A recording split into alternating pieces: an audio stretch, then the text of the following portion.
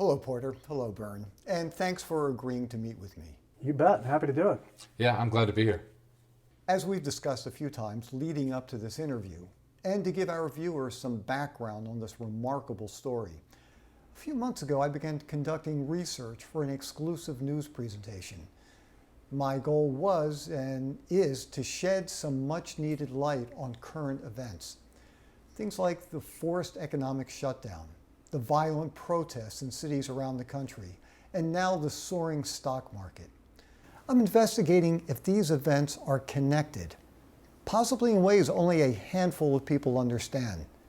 Because for most Americans, the events just don't add up, particularly how the stock market is performing, while everything else around it appears to be falling apart. So while digging into these events and their root causes, I came across a few things you guys have said and done recently that caught my eye. So Porter, I'll start with you. You recorded a video for a small group of people on March 26th, and you told everyone watching to buy high-quality stocks with everything they have. Since that day, and as of this recording, the market has experienced its strongest rally ever. So I've got to ask you, how on earth did you know it was a good time to buy stocks? I mean, the market was crashing. Everyone from individual investors to professionals to the most experienced CEOs were pulling their hair out, trying to get a handle on what a forced shutdown would mean to large parts of the global economy. All the gains of the Trump presidency had been erased. The Federal Reserve and Congress were debating the most aggressive emergency efforts in history to keep the U.S. economy from seizing up. Widely held stocks like Boeing had dropped more than 75%. Disney was down close to 50%. American Express and Exxon were down over 50 and 60% respectively. And yet, you calmly told people it was the opportunity of a lifetime. What did you see then? And more importantly, what do you see now? Thanks, Aaron. I am very proud of the work that I did and my firm did around the most recent bottom in stocks. And to answer those questions, which are important, I really need to give you some background. And then I would like to tell you what I think is coming next. I think that's probably even more important to the people who are watching at home. So, a little background. I started my independent financial research company, Stansberry Research, a little over 20 years ago in 1999. And that was at about the same time that I met my friend Bern.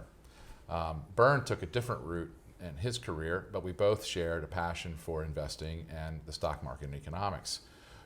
Bern did a more conventional career. He went to Legg Mason, where he raised a lot of money for a legendary mutual fund manager, Bill Miller. And then he went to the Motley Fool as that company got started for over a decade, and he helped turn that business into a household name. In fact, if you know the brand of that research company, it's probably because of Bern's work. On the other hand, I did something a little unconventional. I sat at my kitchen table at my little row house in Baltimore, and I borrowed a laptop computer, and I started writing about how the internet was going to change the world. And I built an investment research firm around those ideas. And then we grew the firm, we hired a lot of people, we started covering more and more markets. And that really gave me a front row seat to seeing how stocks form bottoms and how the economy rolls into new growth. And we've done well at Stansberry Research. It's now the largest company of its kind in the world. You could say we were like those two college roommates in that old ad where one read the Wall Street Journal and one didn't. Well, Porter clearly read the Wall Street Journal. Clearly.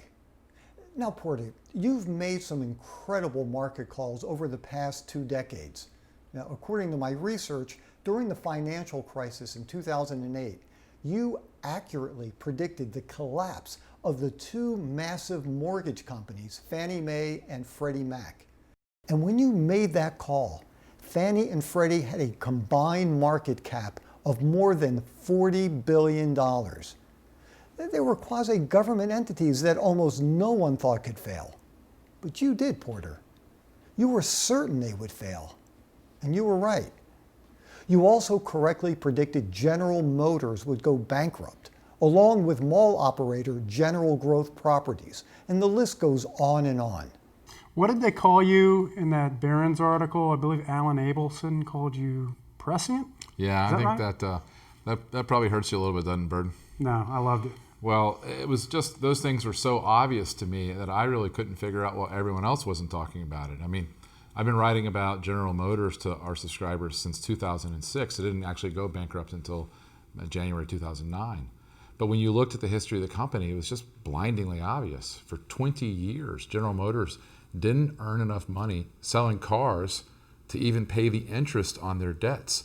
They were going out and borrowing money to fund their company's pension program. I mean, that's not sustainable.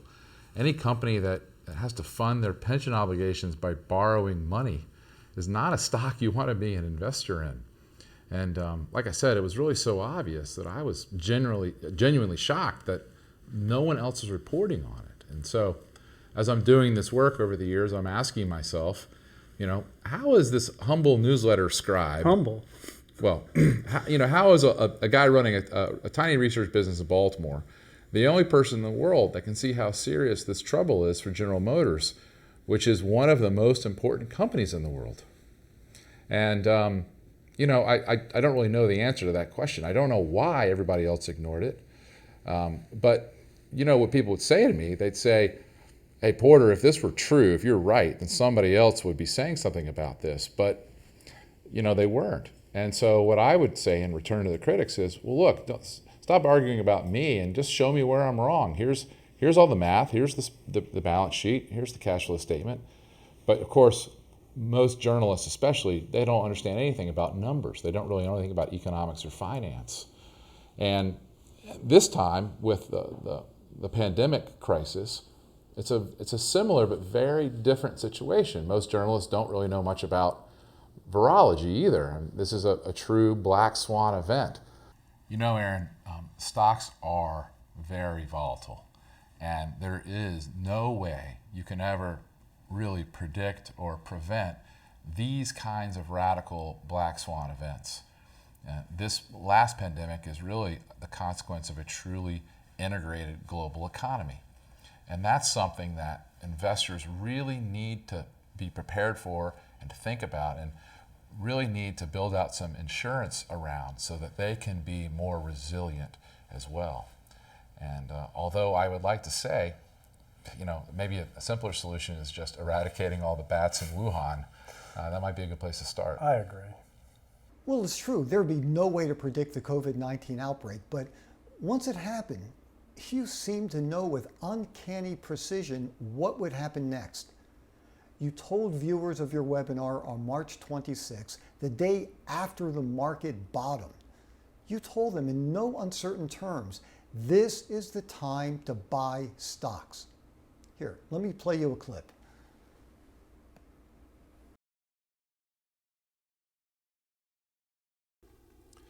Yeah, I was pretty close to nailing the exact day that the market bottomed. As for this big opportunity, I was talking about a special kind of stock.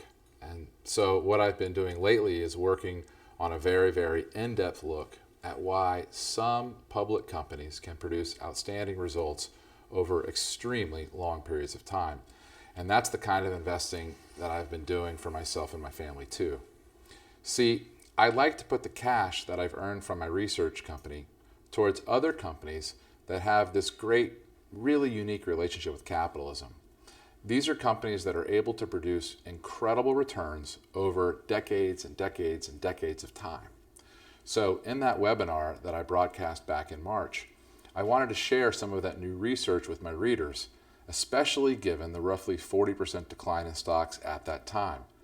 I saw that crash as a once-in-a-lifetime opportunity to establish a significant position in some of these super high quality forever businesses. And I thought if you were able to do that at that time, you could set your whole retirement up in just a couple of investments. So I asked viewers to take a look at their investments and to think not necessarily how they could make the most money over the next 6 months as the market rebounds, which I expected, and that's what's happening. But what I wanted them to do was to use that crash as a moment in history to reposition their entire equity portfolio into things that would literally grow their family's wealth forever. And I wanted them to do that because that's what I'm doing with my own investing. And I think that's what I can convince you to do with yours. And you're putting $1 million of your own money in this idea? Isn't that right, Porter? Well, that's correct. I've been investing in this style for a while, but I put an additional $1 million into the market at the same time as I broadcast that market call. For the first time in the 21-year history of my firm, I'm actually now putting my money exactly where my mouth is, so to speak, and that's how confident I am in these forever stocks. Specifically, I gave $1 million to Stansberry Asset Management, and I need to point out that Stansberry Research is not in the money management business. My research firm only publishes research, and we don't give individual advice. Stansberry Asset Management picks up where we leave off. Stansberry Asset Management and Stansberry Research have different boards, they have different employees, they're headquartered in different places, they're different management teams, etc. They're not the same business, but their investing philosophies are aligned, as you might expect. In fact, Stansberry Asset Management receives all of the research that we produce at Stansberry Research. And then they use that, of course, to help people manage their money. And that means the folks at Stansberry Asset Management receive notice of the forever stocks, but only when they're published along with everybody else. I can't touch the money or trade ahead of any of my subscribers or anything like that, and nor would I, obviously. The important thing to remember here is that my money is on the line with this project, and it's the first time I've ever done anything like this. And you're calling this project your forever portfolio? That's right. Now, Bern, you're doing something similar in a project you're working on called Kings of Capitalism. Isn't that right? That's right. I'm taking $1 million and bringing a free app to market that does some of what Porter's doing with his forever portfolio. Kings of Capitalism will direct individuals to the very best of these kinds of forever stocks to own at any given point. I call those stocks and the free app Kings of Capitalism. The goal is to make getting rich in the stock market absolutely assured and dead simple. Now, Bern, you're doing something similar in a project you're working on. Isn't that right?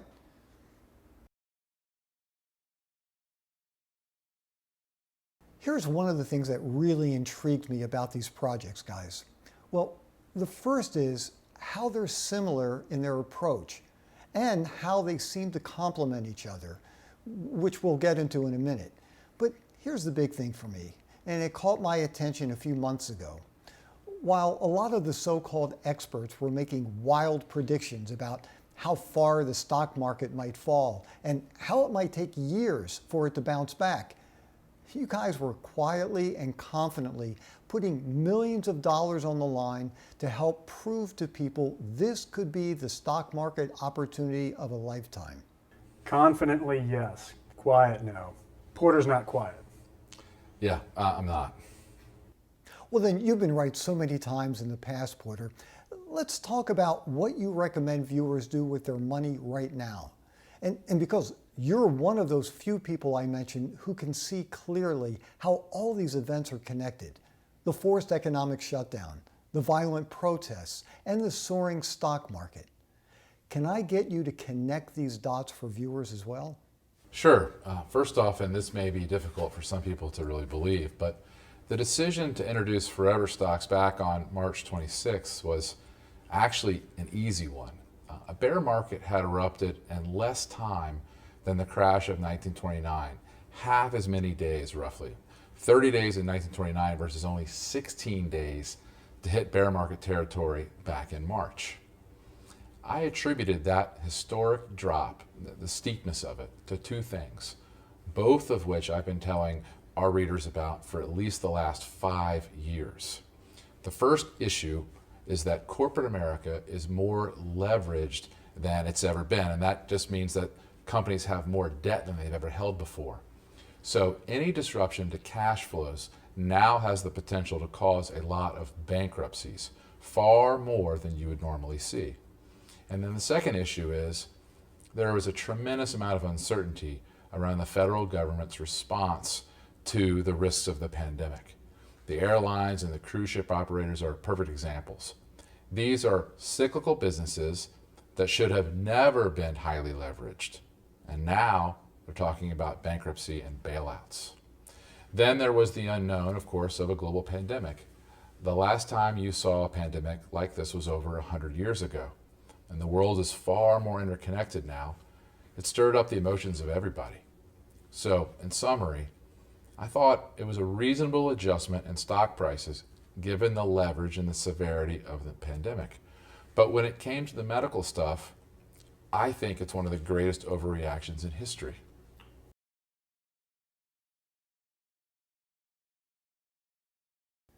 Can I get you to connect these dots for viewers as well? Sure.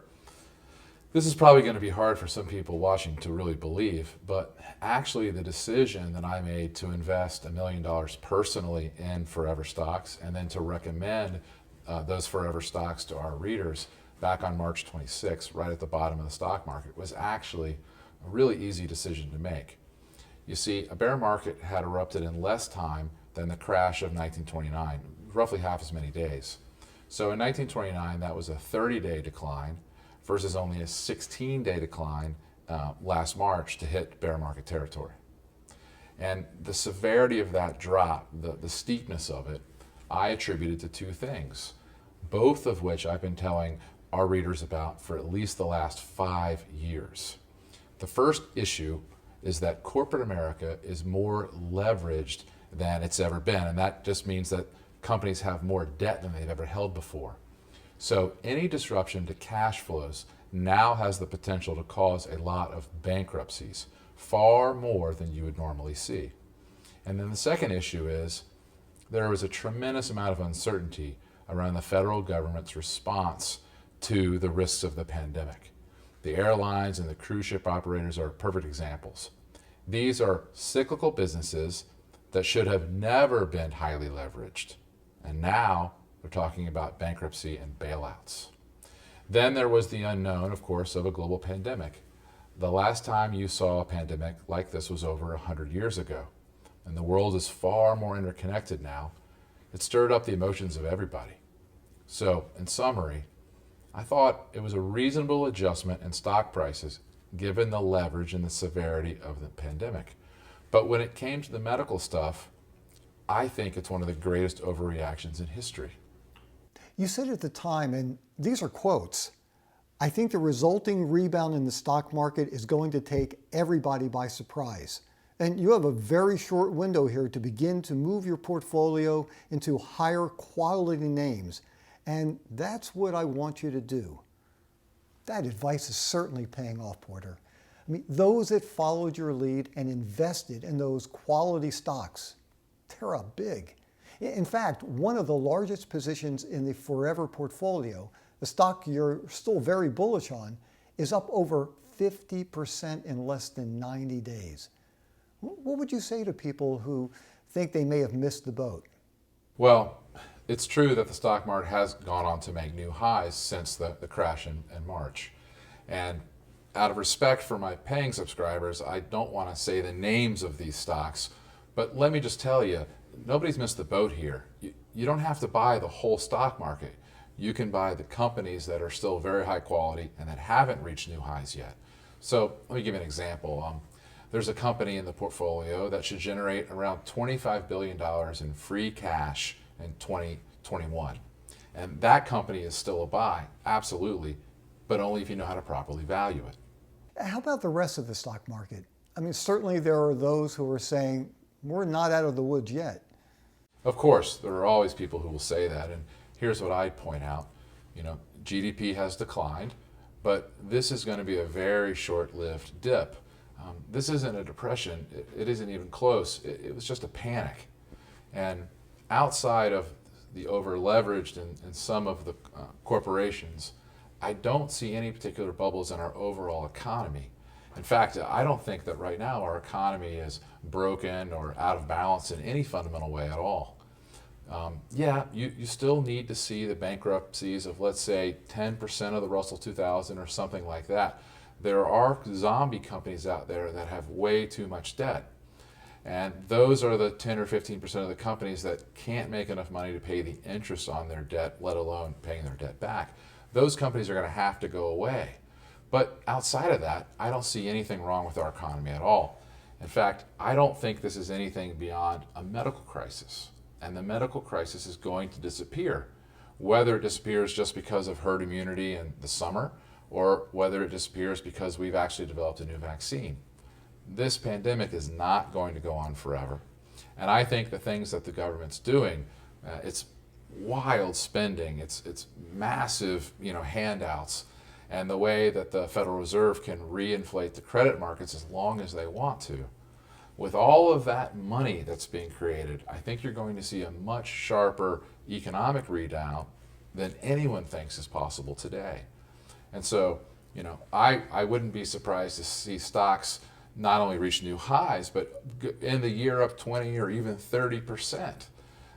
And that's because investors are going to look past the current crisis. And they're going to see, hey, there's no permanent change to the U.S. economy, but there has been an enormous amount of financial stimulus.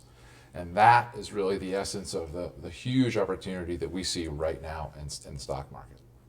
Well, speaking of opportunities, Bern, you told me before we sat down, you think this COVID crash may pay for 8 years of college for your two daughters, ages 11 and 14.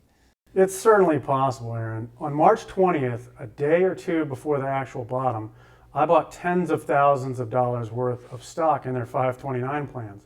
Right now, as we speak, that investment is up over 50%, which sounds great, I realize, and I'm certainly happy for those gains. But our 529 plan doesn't allow me to buy individual stocks. Instead, in that account, I have to buy a fund that basically tracks the performance of the S&P 500, which isn't ideal. But aren't individual stocks riskier? Some are, sure, but not the ones I'm buying and the prices I'm buying them for. Now, here's why I like this strategy so much more than just buying a fund or chasing the latest story stocks like Tesla or Netflix, for instance. The kings of capitalism, as we call them, are a small group of hand-picked stocks that together are safer, and together they can obliterate the performance of the S&P 500. How is that possible? I'll tell you. Let's go back in time to the beginning of 1995. Porter and I think we're seniors in college, Just wrapping up college, yeah. Second junior year, perhaps. Maybe my third junior year. Yeah, index funds were just starting to gain popularity back then. The Spider S&P 500 ETF, SPY is what we'll call it, which is now the largest ETF, was already trading. Let's say you bought the SPY back in 1995 and held on for 25 years, reinvesting dividends. By early June 2020, you'd have a return of 960%. That's pretty good, but you could have done a lot better, and here's why. In the index, there are a lot of awful companies, like automakers. GM went bankrupt, Porter called that, but even Ford, which didn't go bankrupt, has performed terribly. Since 1995, Ford stock has returned just 42%, and the only reason it's positive is because of dividends. If Ford never issued a dividend, your return would be negative 64% since 1995. By buying the index, you own a lot of these crappy stocks. General Electric, which Porter has also warned about, was the largest stock in the S&P 500 in 1995. It's returned just 75% since that time. By owning the index, you also own a lot of companies that go bankrupt, just like GM did. In 1995, Fannie Mae and Freddie Mac were in the S&P 500. Again, Porter warned about these companies all the way back in 2008. They went bust. Eastman Kodak was also in the index. It went bankrupt. Same thing with Sears and JCPenney and Toys R Us and on and on. Bern, we recommended shorting Kodak and Sears and JCPenney. You read the Wall Street Journal in college, didn't you? These companies that are in trouble, it's easy to avoid them if you know what to look for. So many bankruptcies, right? It's amazing that the index can do so well with all these dogs and zeros in it. Yep. Okay? Here's the reason. There are some fantastic companies that provide nearly all the return for the S&P 500, but there are only a handful of them. The best of these are what we call kings of capitalism. Take a look at this chart. Obviously, there are 500 companies in the S&P 500 index. Back at the beginning of 1995, only 12 of those 500 companies met the criteria we've come up with and were what we call kings of capitalism. That left 488 companies. The average return for those 488 companies over the past 25 years has been just over 600%, which is great for 488 companies. Again, that's a blend of average companies and the ones that go bust. Meanwhile, the average return for those 12 kings has been an astounding 4,452%. That's an average return that's more than 7 times the rest of the S&P 500. The kings of capitalism have carried the S&P 500 index higher for decades. Why would you want to own any of the other stocks? Own the kings of capitalism and only the kings. The rest of the market will just weigh down your portfolio.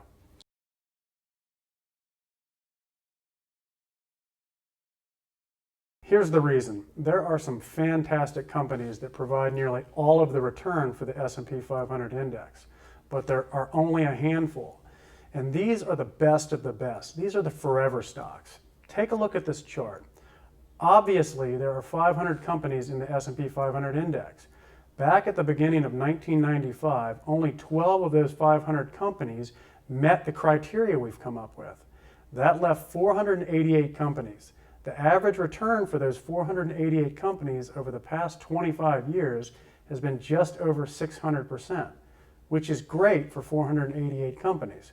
Again, that's a blend of average companies and the ones that go bust. Meanwhile, the average return for those 12 forever stocks has been an astounding 4,452%. That's an average return that's more than 7 times the rest of the S&P 500. These special stocks have carried the S&P 500 index higher for decades.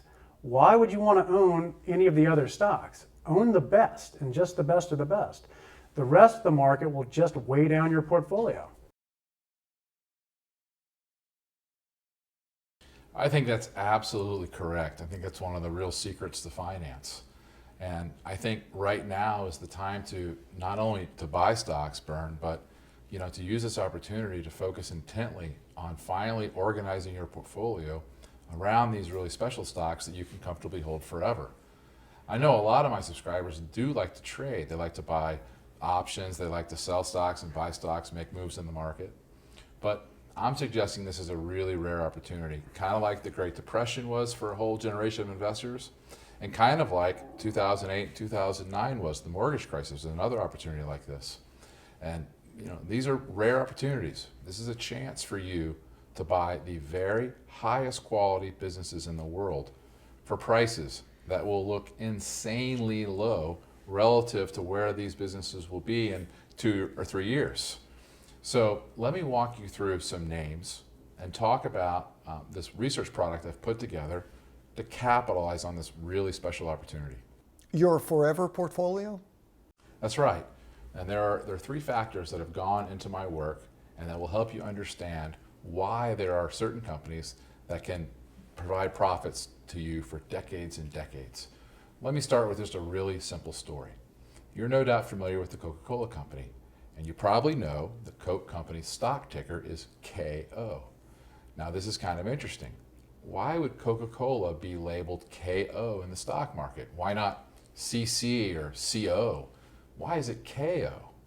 Well, it's KO because even back in the 1920s, when Coke first went public, the business was so well known to be one of the greatest businesses in the history of capitalism that the stock promoters gave it the symbol for a boxing knockout. It was a knockout opportunity. Everybody on Wall Street knew it was going to be a knockout.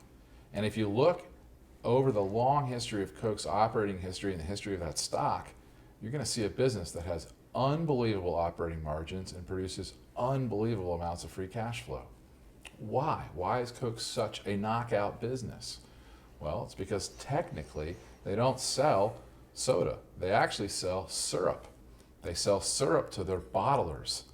It's the bottlers that have to build the plants to make the bottles. It's the bottlers that have to own the trucks to deliver the Coke. It's the bottlers that have to take care of all the different little retail shops that get Coke's products. And that is a hugely capital intensive process that will distribute Coke. But Coke doesn't have to pay for all that. They just own the brand and the syrup. They let somebody else pay for all of the distribution. It's a very, very capital efficient model. Meanwhile, as soon as a new product comes along, something like Monster Beverage most recently, Coke can just go in, buy a piece of it, put it right into that huge distribution network, and all of a sudden it can double, quadruple, or 10x the sales of that new product. So as soon as Coke gets into something, it's a category killer. Their water, their tea, their whatever they want to dominate because of that distribution and that market power that they have. And that is an awesome combination for investors. So that's technically why it happens. But let me give you this as a metaphor. The real reason why Coke is a knockout for investors is because it has an enormous reservoir of customer affection. And we call that love that people have for certain brands and certain products economic goodwill. What's interesting is you can't find that asset on Coke's balance sheet. It's not there. It doesn't exist as a line item.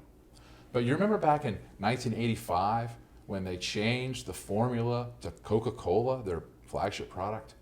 Do you remember what their customers did? They completely freaked out. People went out and began stockpiling original Coke. That's how much they loved the product and how much they feared it changing. And when you have that kind of consumer affection, well, that business force enables you to do all kinds of other things that other businesses just can't do. And so that's what really provides Coke with its unlimited distribution power. Without that customer love, Coke wouldn't be able to have the distribution network it has. And you wouldn't have Coke products in every single convenience store in America. And that's what drives traffic. Everybody wants to go to stores that have Coke, grocery stores and convenience stores. They have to have it. And because they have to have it, they also are going to have to carry the other stuff that Cokes want them to put in the stores. That's how Coke's business works. Byrne and the super smart guys he's teamed up with to build his free app, they call these kinds of companies that have that really special economic goodwill, that consumer love, he calls those companies kings of capitalism. I'm really talking about the same thing for the research in my company, but we call them forever stocks. The selection criteria are minorly different, but our philosophy is exactly the same. These are quite simply the world's greatest businesses. Let me give you another example so you can see what I'm talking about. Let's look at McDonald's. You know, people love McDonald's products. Well, look, they're fatty, they're salty, they're delicious. And there's a McDonald's basically on every single interstate off-ramp in the country, or at least that's what it seems like when you're on a road trip. But here's what makes McDonald's a forever stock. It's not the hamburgers or the soda or the milkshakes. It has a superior business model. Most people don't understand it, but it's the business model that translates into far more profits than its closest competitors can match. There are something like 14,000 McDonald's locations in the United States, but only about 650 of these locations are actually owned and operated by McDonald's. The vast majority of McDonald's locations are operated by franchisees. McDonald's is actually a real estate and licensing company. It's not really a burger company. You see, the franchisee has to pay for everything. The equipment, the signs, the seating, the decor. It also has to rent and pay franchise fees to McDonald's. It's a brilliant and incredibly capital efficient business model. It's beautiful. Now, it might be worth pointing out here how capital efficiency, which you've been writing about for years and years, is just one piece of this investing approach. Yeah, sure. I mean, McDonald's is a very capital efficient business. The franchise nature of its structure is what gives it that capital efficiency. But, you know, that's not all that makes McDonald's work. It also has, incredible revenue growth. It has very good profit margins. I mean, there are a lot of things that go into making these forever stocks such great businesses, not just capital efficiency. Now, can I get you to explain capital efficiency? Because it sounds like it's one of the things I should look for in the stocks I buy. Sure, of course. Capital efficiency is a really, really simple idea. It just really determines how much of a company's earnings or profits can actually be distributed to shareholders versus how much capital has to be reinvested in the business to pay for, more factories or maintenance or big capital expenditures. So companies that are really capital efficient, they can actually distribute, as much as 25 cents, 30 cents, 40 cents on each dollar of revenue to shareholders. Whereas companies that have to reinvest a lot of capital in their business for growth, they may only be able to pay out 5 cents on the dollar of revenue to shareholders.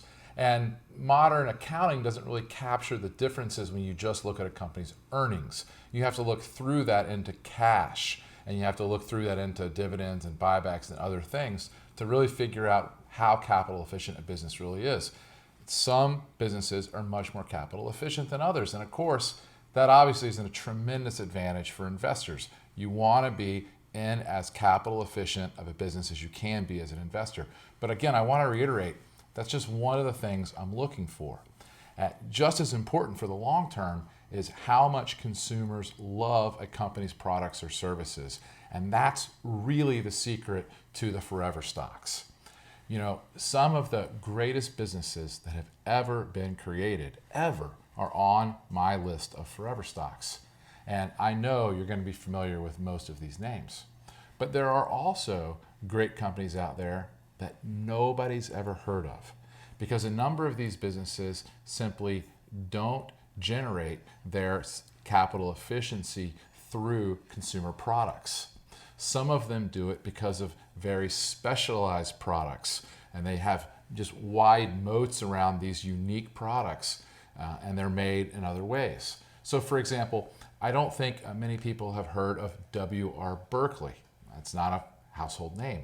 But W.R. Berkley is one of the greatest insurance firms that's ever been built. It's a property and casualty insurance firm specifically. And if you're one of my subscribers, you're very familiar with W.R. Berkley. You've hopefully made a lot of money owning it. But it's a great example of a stock that most people have never heard of that absolutely trounces the index profits year after year after year. So that's an example of the kind of company that I am looking for and have been writing about in my Forever portfolio. How many stocks are there in the Forever portfolio? There are 40 stocks in total, but we only recommend 20 stocks at a time. So we're following this universe of these really high quality businesses that have very special characteristics. And at any given time, we will recommend up to 20 of them as buys. And the whole portfolio is divided up into different groups. So the most obvious group is the world's greatest businesses. And I've talked about a couple of those, Coke and McDonald's. And there's another example. So American Express. American Express is a fantastic business, and it has these core advantages over its competitors, say at Capital One or Bank of America or Citigroup. And the big difference between American Express and the other credit card companies and the other finance companies is that American Express has this consumer love that we're talking about. It's one of the world's great brands. It has such a great brand, in fact, that American Express gets people to pay a large amount of money just to use their credit cards. The other companies really don't have that feature. It's a whole extra, very capital efficient stream of income for them. It's an amazing business. Now, another group is the greatest businesses that you've never heard of. Now, I mentioned one earlier, W.R. Berkley, and another one is a home builder. It's a company called NVR.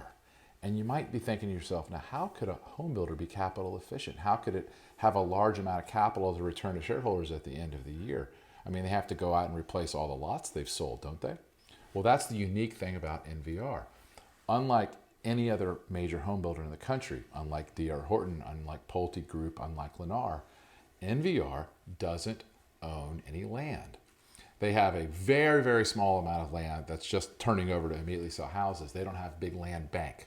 And as a result, they're much more capital efficient. They have much higher return on assets. And if you look at the stock chart, you'll see what I mean. It just blows away any other home builder in the country. Another group of these forever stocks is what I call up-and-comers. And these are great businesses that have not achieved the same scale yet as the others, but they are in this core growth phase where they're developing that lifelong love of their consumers. And a great example of that would be Chipotle. If you've ever been to a Chipotle, you know what I mean. There's always a line around the block to get in there at lunchtime. It's going to be one of the greatest restaurants in the history of capitalism, but it's still really early in its growth phase. There's another 20, 30, or 40 years of expansion ahead of Chipotle. So let's look at the whole group of forever stocks versus the market going all the way back to 2009. Now, this may be a really basic question, but how does all this work? Do you invest my money for me? Absolutely not, Aaron. This is a model portfolio that my team manages in full view of our paying subscribers. What we provide is the research and the information. That's all. But there's one major difference with this forever stock product.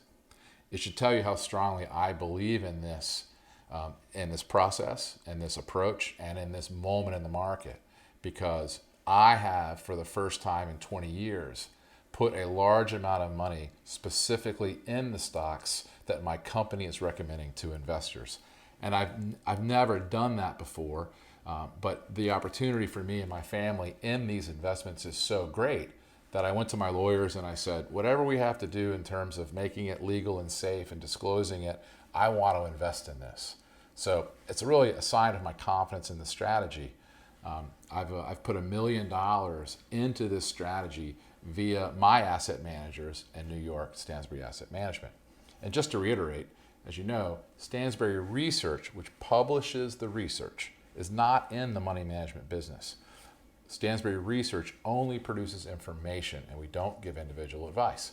Stansberry Asset Management, on the other hand, where I invest my money, that picks up where Stansberry Research leaves off. And it's important to note that SAM and Stansberry Research have different boards, different ownership, different management teams, and different employees. SAM, Stansberry Asset Management, and Stansberry Research are not affiliated, but Stansberry Asset Management's investment philosophy is, of course, aligned with Stansberry Research. And Stansberry Asset Management receives all the newsletters as soon as they are published. The folks at SAM will receive Stansberry's Forever Portfolio when it is published tonight, along with everyone else. And I can't touch the money or trade ahead of you or anything like that. But my money will be on the line with this research, just like yours could be if you choose to act on it. And I want to reiterate, it's the first time I've ever done anything like this. That's how positive I am that this approach is the very best way to invest in stocks. Another possibly silly question. What if I don't have $1 million to invest or anything close to it? Well, that's a great question. And obviously, the more money you have to invest, the more money you can make with this strategy. But even if all you have to invest is a couple of $1,000s, I would still urge you to use this strategy above all others. And why is that? Well, I've been studying the markets and investing for 25 years. I've never seen a strategy that works as well as this one does, especially over the long term. I mean, I just don't know of any other way to make more money in the markets than this way. And ironically, this is also the safest way to invest I've ever found. Obviously, the highest quality businesses, they have the least amount of chance of going bankrupt or running into problems. So you're more likely, in my opinion, to do better with this strategy than any other. And I think that's even true for people who want to be traders or who want to make risky bets like buying options. I'd still prefer this strategy, even though it's much, much safer. And now, of course, it's just a fantastic time in general to get into the stock market because of all of the federal stimulus that's being poured into the economy. It's a once-in-a-lifetime opportunity, I really do believe. It's a historic opportunity. I recall the conversations we had in 2009 during another historic buying opportunity.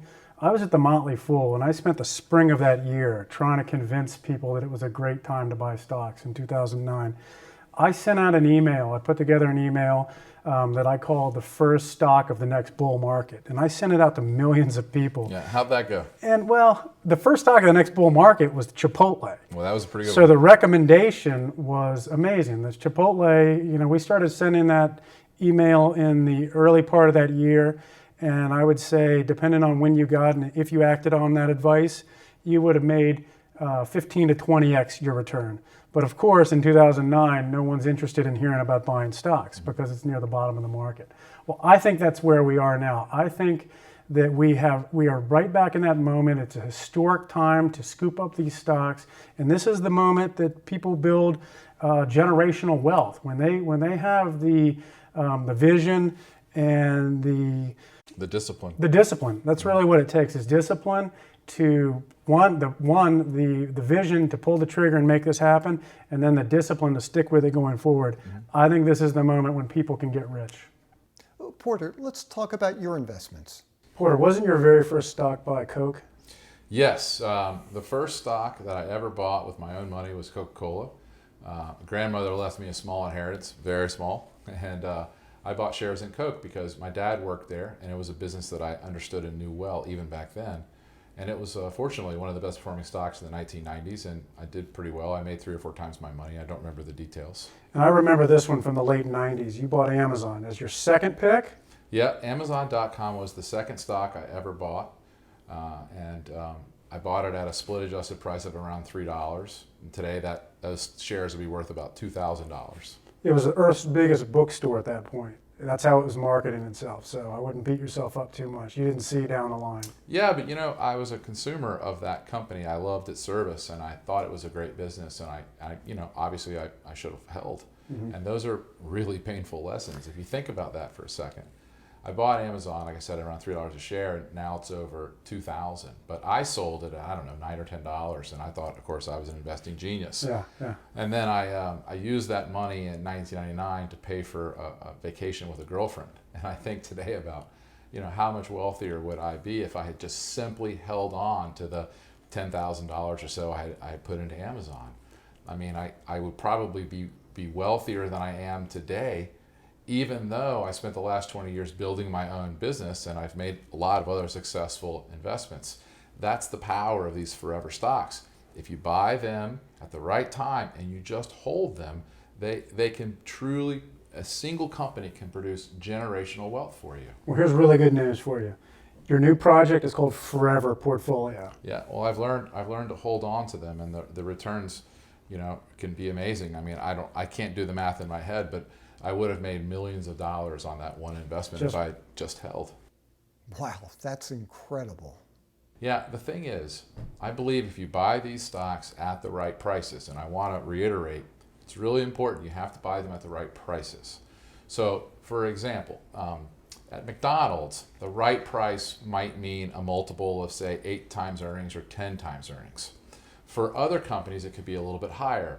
A software company that has a lot of growth, it's going to have a higher multiple than McDonald's, but even so, you can't really go and buy these stocks at 50 times earnings and think you're going to do well just because you bought a great business.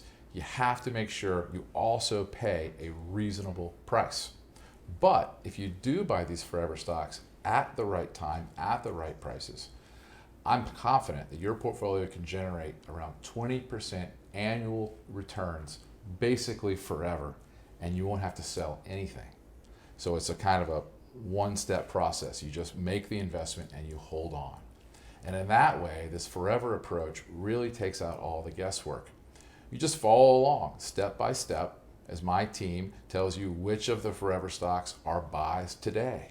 Just on that point, Porter, can you talk a little bit about how this approach makes it dead simple?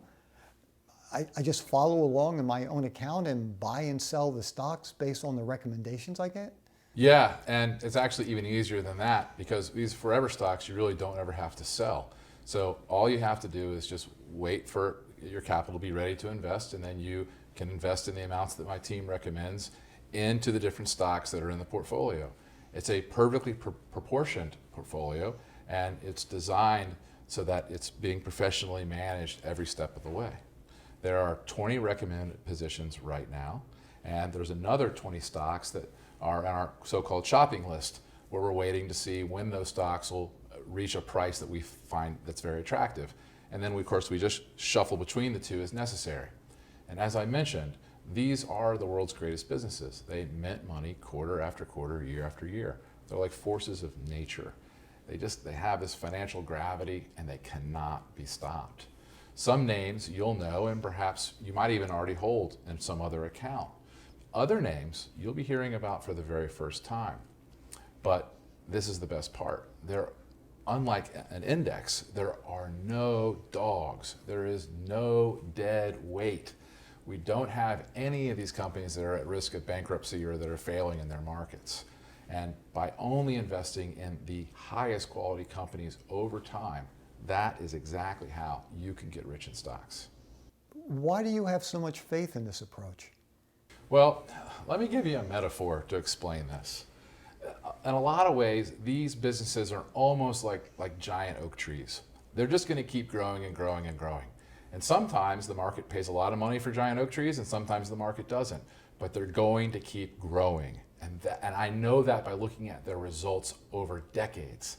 For 25 years, I've been studying these companies, and I have seen that these companies just do amazingly better than average companies. And of course, I wanted to understand why that was. So I started really looking at their numbers. And I found it's not the revenue growth. What really matters is the capital efficiency, which is what we've talked about a lot already. There are just some companies that can translate revenue growth directly into profits, and some companies that can't.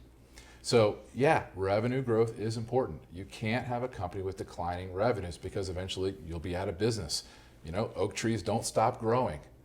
But stocks seem to do best when you have a company with consistent, moderate revenue growth that's also highly capital efficient. And that's what you find in all of these forever stocks. And why? Why do these companies have that trait? What do they all have in common? Well, if you look at them, it's pretty simple. Almost all of these companies have products that don't require any further evolution. Hershey invented the chocolate bar over 100 years ago. Hershey's chocolate bar hasn't changed appreciably ever in its lifetime. So Hershey doesn't have to spend any more money on R&D. They already know how to make it better than anybody else. The same thing about McDonald's and their hamburger. You know, McDonald's menu doesn't change with the fashions. It doesn't change with the times. You know exactly what you're getting when you go to McDonald's, and it doesn't change. It's very high in fat. It's very high in salt. And listen, you know, a lot of people in America are obese. That's what they want. But the point is that they don't have to evolve the product. They've already got it, and nobody wants it to change. So this is just a great example. If you look at Hershey versus other companies, you'll see it outperforms the other food companies over time. And of course, McDonald's destroys the returns that other restaurant companies make over time. And the reason why is because of the capital efficiency, both because of their business models and because of their products' steady state. They don't have to invest in new products or new brands. They've got these incredible, dynamic, unchanging, timeless products. And how about NVR? You were talking about them earlier. Yeah, so NVR is a home builder, which is a very competitive business. And if you've been a reader of mine for many years, you know how I've pounded the table on NVR. You know, it's pretty funny. The last time I recommended it thoroughly was way back in 2007. As the housing crisis was beginning to unfold. Mm-hmm. So why would I recommend a home builder right in the middle of a housing crisis? Well, because I knew that NVR wouldn't be affected by it the way the other home builders were. And if you go and you study NVR's results for that period, it still made money every single quarter during the crisis. It was the only home builder that did. It made cash, and look at the return since. It was the perfect place to put your money during a housing crisis, mm-hmm. which I think is pretty ironic. But that's what's so different about these kinds of companies. They really are unlike their peers. And the performance differences that you can get as an investor, those differences are only really apparent over time. If you just look on a quarter-to-quarter basis, NVR looks like any other home builder in terms of their stock returns and even in terms of their profits. But if you look over 5 years or 10 years, it blows everyone away. Mm-hmm. Same thing with McDonald's. If you say, hey, listen, I want to see if McDonald's stock performs this month versus the index, it won't have any outperformance at all. Same thing with Hershey. And that's the real secret to this. To get the wealth that these companies will produce for you, to see the advantages of being in these businesses as an investor, you have to be willing to invest for time. This is a forever approach to investing. Mm-hmm. If you're not able to hold these companies for 5 years or 10 years, you're not going to see such dramatic outperformance. But if you can, these are unbelievable differences in performance. Unbelievable. You know, Bern, you were saying earlier, the average stock in the S&P went up what was it, 600%. Right. But the 12 best companies went up over 4,000%. Of course, that was over a 20 or 25-year period. Yep. You've got to take time to get that outperformance. But if you're a real investor, that should be good news for you, because you're not going to have to figure out what is next. You know, you don't need to get the next American Express. You don't need to go buy the next McDonald's. You just keep buying American Express every time it's cheap enough. You keep buying McDonald's every time it's cheap enough. And for those of you who want to do your own research on that, I challenge you, go look at what happens when you invest in American Express. You know, every time it's fallen 20 or 30% from its most recent high. The returns are phenomenal. And the reason why I want to give you all 40 of the names to choose from, even though we're only recommending you buy up to 20 at one time, is so that you can get familiar with these businesses, you'll know their results, and when they do get cheap enough, you're ready. That's why we really want you to get familiar with these names. We really want you to follow them at least weekly or monthly, and then you'll be ready to make the investment when the opportunity arrives. You mentioned there are 40 forever stocks. How many kings of capitalism are there, Bern? You mentioned there are 40 forever stocks. How many stocks are you following, Bern? There are 25, and they are ranked 1 through 25, Aaron. Number 1 being the best buy right now, number 2 being the second best, and so on. Right now, American Express it's in our top 10. And back in March, it was very, very highly rated, and it was a great buy. Right now, it's a good buy, and the trick is to buy these stocks when they're cheap. And American Express will be cheap again, as Porter mentioned. Bern, you know that American Express is a company that I have loved and followed for decades. And I hope I'm not giving anything away, but it sounds like it's probably a forever stock and a king of capitalism stock. You know, American Express has a really unique business model. It gets a fee every time you use the card. And that fee is even larger than Visa would get, because American Express operates the payment processing network, and American Express is also the card issuing bank. I can't tell you what it meant to me to get my first American Express card. It was a big deal. I wanted to be successful in business. I wanted to have good credit. And I knew that when I qualified for an American Express card, it was a sign, it was a hurdle. And I knew that at that point, I had made it as an American and as a business person. And I know millions of other people feel the same way. I don't want to tell you how many American Express points I have. You did tell me once. Well, it's even more now. It's a very large number. It's outrageous. And again, that's the brand affinity I have, and so do other millions of customers. And I think of those American Express points, as a sign of my success in business. And I value my relationship with that brand, as do millions of other people around the world. So, does Visa have more outlets? Sure. Does Visa have more revenue growth? Sure. But I don't think it's half the business American Express is. So, I want to be an investor in American Express, and I want to hold it forever. And I guarantee you that my sons are going to feel exactly the same way about American Express, and I know my grandkids will too. That's the longevity of that brand. And I know there are a lot of people, especially tech folks, who say, well, look, payment systems are changing. Of course they are. But look at American Express. They went from being a company that specialized in traveler's checks to a company that pioneered the charge card, and then that invented the whole point system. So whatever comes next in payments, I promise you, American Express will be in the forefront. In fact, when I finally got around to signing up to use my Apple phone as a credit card, the Apple Pay thing, Pay, yeah. How did I sign up? Well, I signed up using my American Express account. So every time I use Apple Pay, I'm still using American Express. And if I couldn't use American Express, I wouldn't have used Apple Pay. So I'm not worried about these supposed threats to their brand or their business. Their brand is going to continue because of people like me who want to use it. American Express is a great example of the kinds of businesses that we're looking to invest in. And I hope you can really understand why. The reason is because over time, the outperformance of these kinds of businesses that have these very unique assets, this customer love or economic goodwill as we call it, those are going to be the best performing businesses in capitalism over time. There's no question of that. We've seen it decade after decade after decade.